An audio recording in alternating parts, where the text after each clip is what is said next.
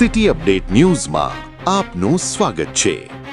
નવા વર્ષના પહેલા દિવસે ગુજરાતમાં હવામાનનો મિજાજ સંપૂર્ણપણે બદલાયો છે। ઉત્તર અને મધ્ય ગુજરાતમાં વહેલી સવારથી ઘન કોહરું છવાયું છે, જેના કારણે વાહન ચાલકોને મુશ્કેલી પડી રહી છે। જ્યારે દક્ષિણ ગુજરાત અને સૌરાષ્ટ્રના અનેક વિસ્તારોમાં તેજ પવન સાથે હળવોથી મધ્યમ વરસાદ નોંધાયો છે।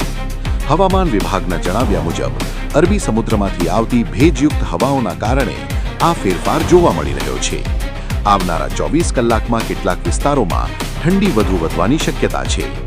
નવા વર્ષની આ અનોખી શરૂઆતને લોકો નવા વર્ષની સોગાત તરીકે સોશિયલ મીડિયામાં શેર કરી રહ્યા છે। આ છે city update news Sufiyan Mulla. જોડાયેલા રહો, કારણ કે હવે શહેર નહીં સમગ્ર દેશ કહેશે। આ છે સિટી અપડેટ ન્યૂઝ।